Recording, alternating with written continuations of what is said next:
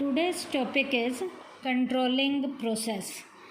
बेटा कंट्रोलिंग के प्रोसेस में हमारे बेटा 5 स्टेप्स हैं, जिसमें पहले पॉइंट का नाम है सेटिंग परफॉर्मेंस स्टैंडर्ड, सेकंड है measurement of actual performance, third है comparison of actual performance with standards, fourth है analysing deviations, last 5th point है टेकिंग करेक्टिव एक्शन। बेटा इस प्रोसेस के पॉइंट को हम एक एक पॉइंट को लेकर चलेंगे, जिसमें पहला पॉइंट है setting performance standard.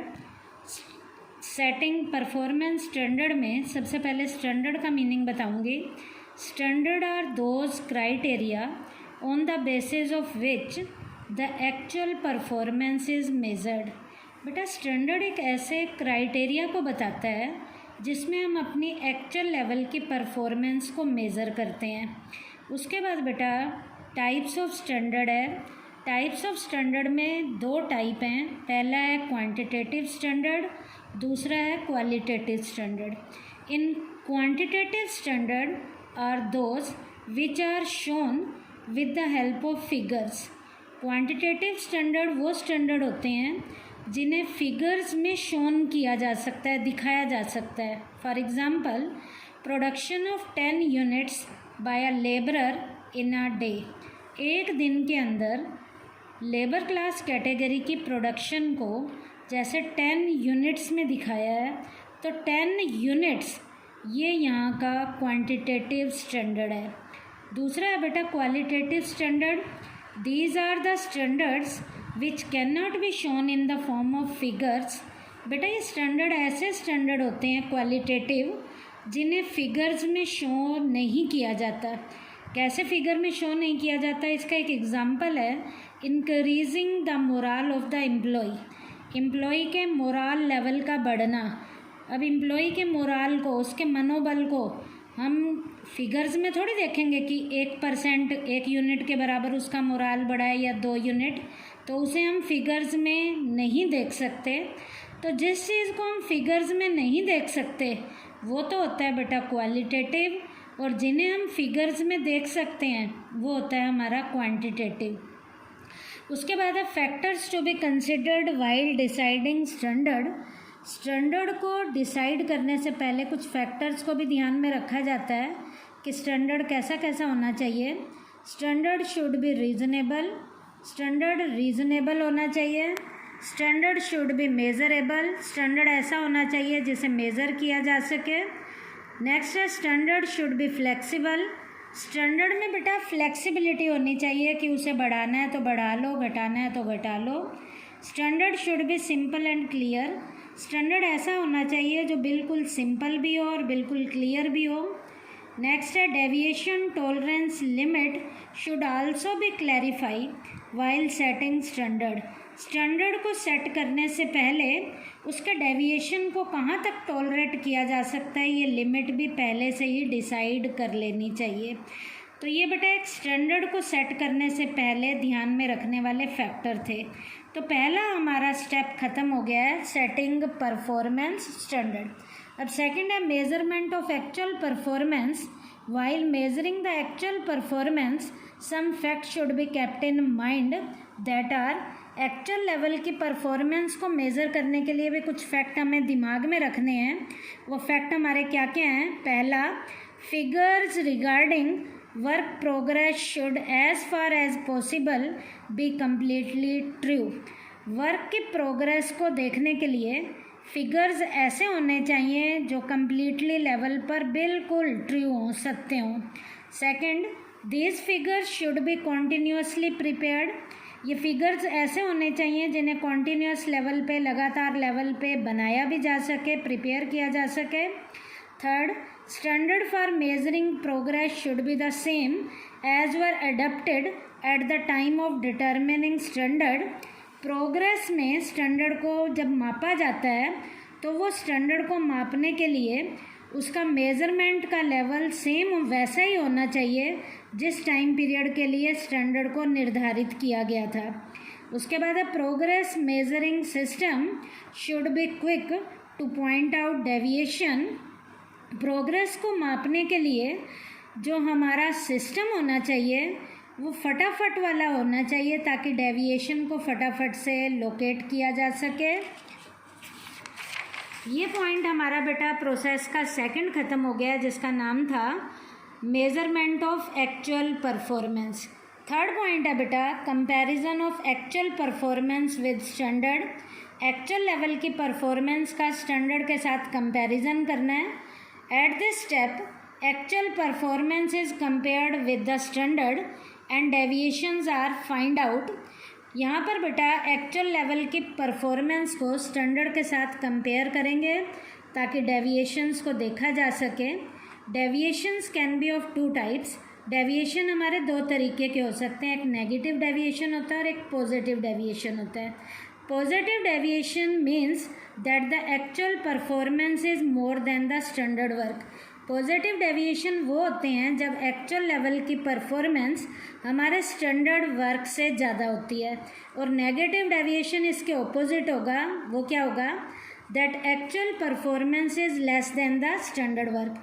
Standard work से जब हमारी एक्चुअल परफॉर्मेंस क्या होगी? कम होगी। उसके बाद है different deviations have been shown in the following diagram.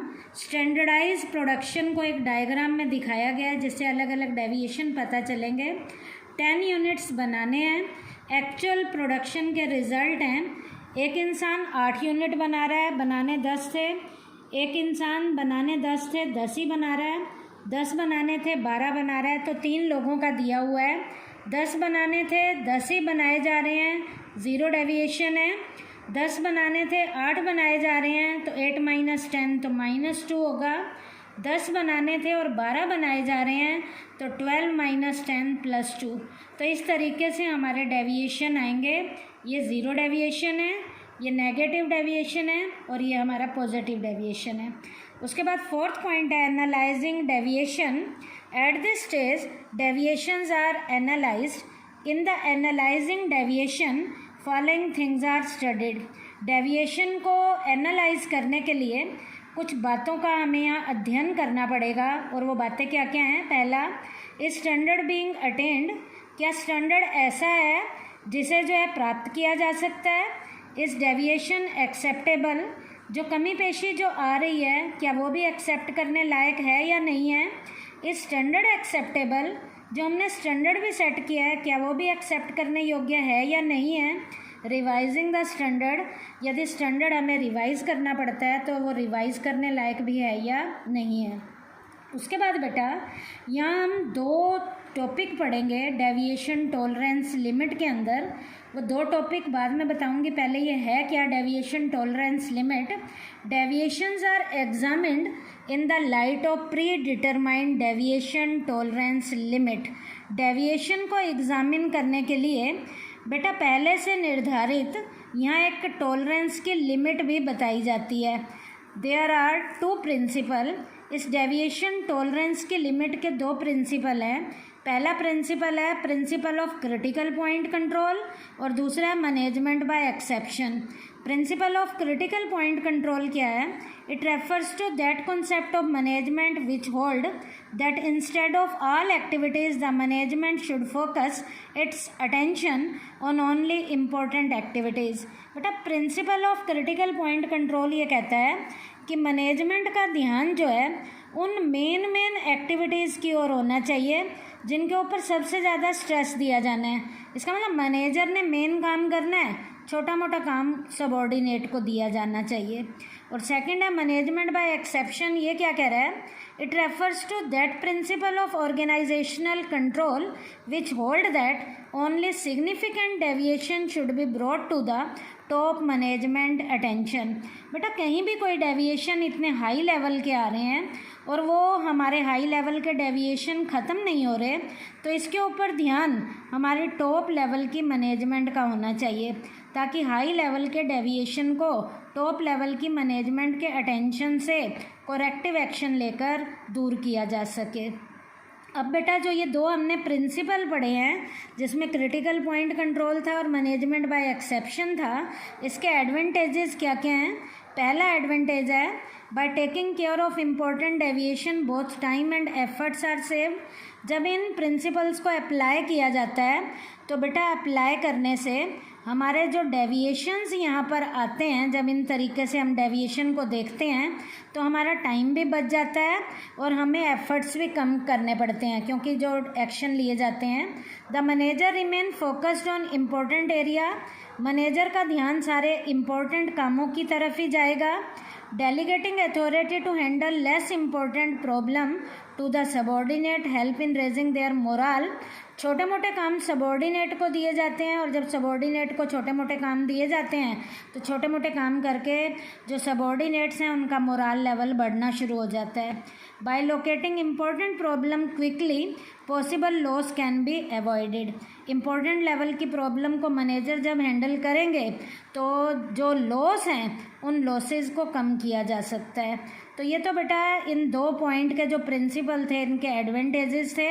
उसके बाद बेटा यहाँ हमें डेविएशन के कॉजेज़ भी पता होने चाहिए। ह्यूमन लेवल के कॉजेज़ में as a human being role play करेगा। अनसर्टेन इवेंट्स में स्ट्राइक, लॉकआउट्स रोल प्ले करेंगे। वेरियस हर्डल्स में ब्रेकिंग ऑफ मशीन, कोई मशीन जो है वो काम करना बंद कर देती है, वो रोल प्ले करेगी। रॉन्ग स्टैंडर्ड्स में रॉन्ग एस्टिमेशन ऑफ सेल का गलत अंदाज़ा लगा लिया गया, जिसके कारण जो है बेटा हमें कमी पेशी आएगी, डेविएशन आएंगे। अब लास्ट पॉइंट है कंट्रोलिंग के प्रोसेस में taking corrective action. The purpose of corrective action is to bring the actual work progress to the level of expected progress.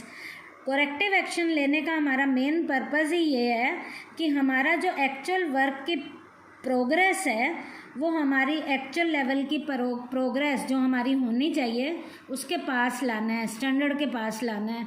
This include 2 types of information. इसके लिए 2 तरीके की information को इसमें डाला जाता है। कौन कौन सी? जिसमें पहली है removing deviation in the actual performance, actual performance में से कमी पेशी को सुधारा जाए। दूसरा, stopping the repetition of any such problem in future, जो प्रॉब्लम बार बार आ रही है उसे आने से रोका जाए ताकि वो प्रॉब्लम इन फ्यूचर में कभी रिपीट ना हो। उसके बाद है बेटा factors to be considered while taking corrective action. Corrective action लेने से पहले भी कुछ फैक्टर हमें अपने दिमाग में रखने पड़ेंगे। वो क्या क्या है? पहला, corrective action should be taken only after a careful inquiry into the causes of deviation. Deviation के कारणों को ध्यान में रखते हुए ही करेक्टिव एक्शन जो है लिए जाने चाहिए और उसकी एक अच्छे से इंक्वायरी की जानी चाहिए। दूसरा, if the wrong standard had been determined they should be modified.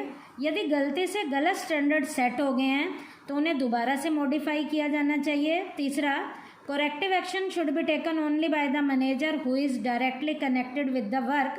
corrective action उसी मैनेजर के द्वारा लिए जाने चाहिए जिसका उस काम के साथ डायरेक्ट वाला लिंक है। उसके बाद है action should be immediately taken so that loss can be avoided in future. Corrective action फटाफट लिए जाने चाहिए ताकि लॉस को कम किया जा सके इन फ्यूचर में। Last, if necessary changes should be introduce in the policies, procedure, rules etcetera.